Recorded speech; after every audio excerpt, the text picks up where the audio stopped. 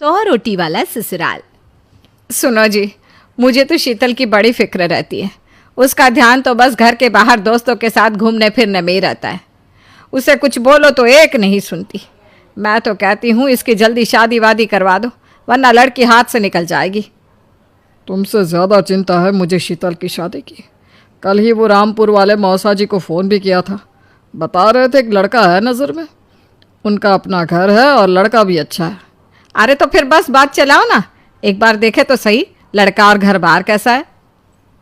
कौन से लड़के की बात चल रही है यहाँ? तुम्हारी शादी की बात चल रही है बेटी। अब तुम्हारी शादी की उम्र हो रही है तो लड़का तो देखना पड़ेगा ना। उफ, वो मुझे अभी नहीं करनी शादी वादी। ये तो मेरे खेलने कूदने के दिन है। बहुत खेल कूद ली तुम। अब घर के काम धाम सीखने की कोशिश करो, समझी? ससुराल जाकर हमारी नाक मत कटवा देना। सब्जी काटनी तो आती नहीं इसको, तो नाक ही कटवाएगी। अरे मैं इसे शादी तक अच्छे से सब सिखा दूंगी। आप तो बस उस लड़के से इसकी शादी के बाद चलवाओ।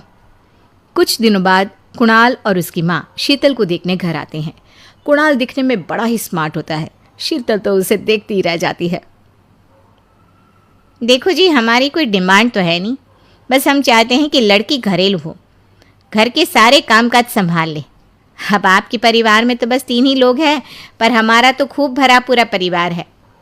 बाकी हमें लड़की के घूमने फिरने दोस्तों से मिलने से कोई दिक्कत नहीं है। घर का काम करने के बाद जो चाहे सो करे। अरे वाह, ये तो इतने बढ़िया लोग हैं।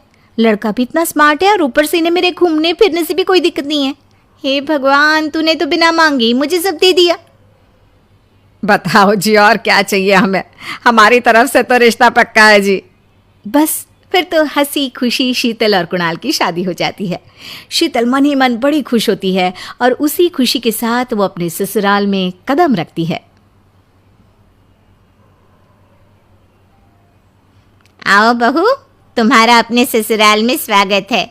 ये मिलो अपने परिवार से। ये तुम्हारे ससुर जी, तुम्हारी ननद सुनीता और गीता, सुनीता के पति राजेश और उनके 2 बच्चे राजू और चिंटू। ये ना हमारे साथ यहीं रहते हैं।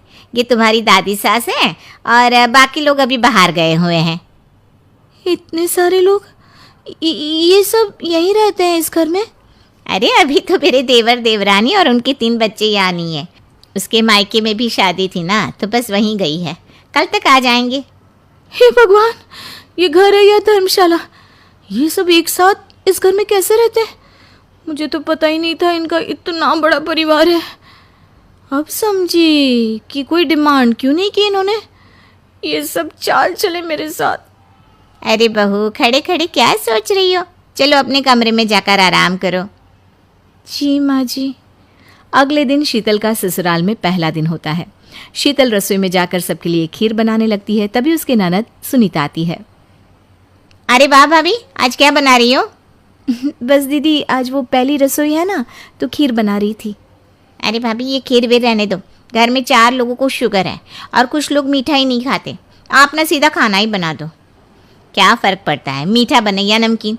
बस बहू के हाथ की पहली रसोई होनी चाहिए ना। जी दीदी, तो फिर मैं खाना ही बना देती हूँ। आप बता दो खाने में क्या बनेगा? बस सिंपल सी कोई सब्जी बना दो, जैसे आलू गोभी या आलू मटर, और उसके साथ रोटियां सेक दो। हमारे परिवार में अब तुम्हें मिलाकर पूरे 20 लोग हो गए हैं। 15 बड़े और 5 बच्चे। बड़ों की 6 और बच्चों की 2 के हिसाब से रोटी बना देना। चलो मैं चलती हूँ, सब देख लेना। हाँ, बड़ों की 6 रोटी, मतलब कि 15 लोगों की 90 रोटियाँ, और बच्चों की 2 रोटी, मतलब 5 बच्चों की 10 रोटियाँ।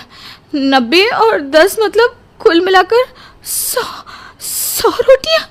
हाय, मैं तो मर गई। 100 रोटी अकेले कैसे बनाऊंगी? माँ, ये तुमने मेरी शादी कहाँ कर दी?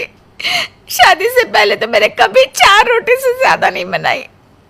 शीतल एक बड़ी सी परात में 100 लोगों के हिसाब से आटा निकालती है और उसे गूंथना शुरू करती है। आटा गूंथते गूंथते शीतल के पसीने छूट जाते हैं। उसके बाद बारी आती है रोटी बनाने की। शीतल एक एक करके रोटी बनाना शुरू करती है और 10 रोटी बनाते ही अपनी कमर पकड़ लेती है। हाय, मैं मर गई। मेरी कमर टूट गई खड़े खड़े, और ऊपर से इतनी गर्मी। मैं 100 रोटियाँ कैसे बनाऊंगी? अरे भाभी, सब बाहर रोटियों का इंतजार कर रहे हैं। ज़रा जल्दी जल्दी रोटी सेक दो। सब